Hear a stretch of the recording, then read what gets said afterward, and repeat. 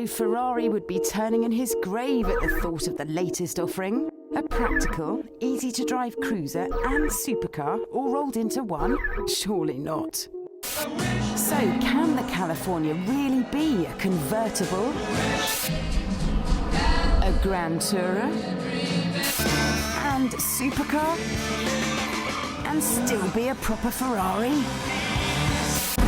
Well, for starters, it displays all the grace and poise a Ferrari should have before a wheel has even turned. This is Ferrari's first ever hard-top convertible, and its folding swan roof routine is the most elegant I've ever seen. The metal roof may disappear beautifully, but it reveals something slightly less dainty. Now, I don't want to sound rude, but it's got the backside of J-Lo after a visit to the pie shop. And no amount of designer lines can disguise the fact that with such bulk comes weight. 200 kilograms more than the F430 and more even than the bigger 599 GTB. So it's going to need a pretty amazing engine to shift it all. It's got one. It is the first fuel-injected, front-engined V8 Ferrari ever. Yes, under the nose is a new 4.3-litre unit that's got a really broad power band, so it is incredibly user-friendly. Ferrari hopes this will lure more women to the California, and it marks the start of the company's commitment to reduce emissions. CO2 output is a new company low of 305 grams per kilometre, with an average of 21.5 mpg, which aren't bad numbers for a supercar. But the only figure you really want to know is this one. 0 to 62 in under 4 seconds. So any worries about a lardy back end will get left behind, quite literally.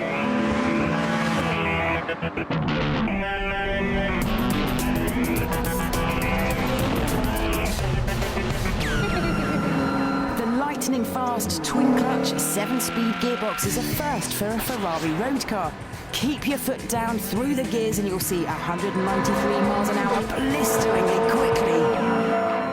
And if you're not in the mood to attack, then just drop the pace a little and enjoy the California as a cruiser.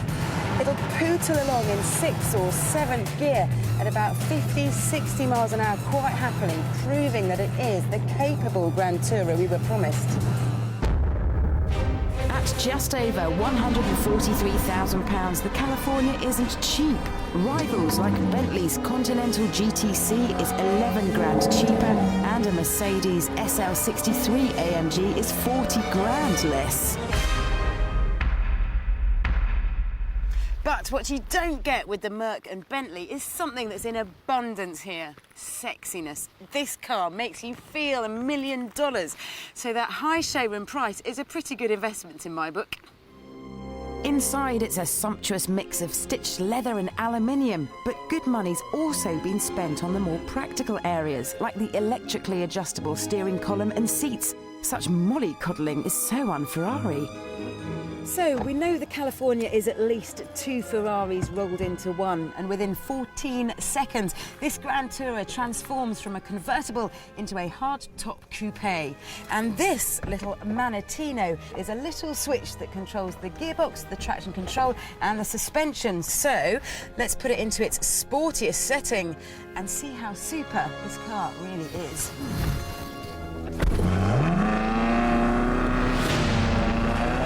Got great balance because its weight is split almost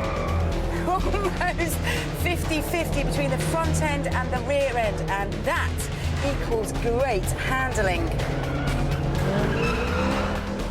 Pick a corner, turn the steering in, bury the throttle, and that voluptuous derriere is all yours to play with.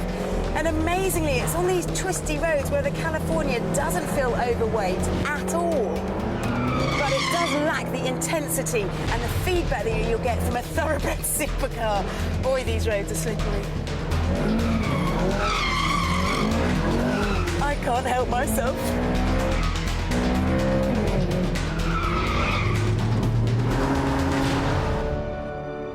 The California is great. It's the most user-friendly way of indulging in the Ferrari spirit ever.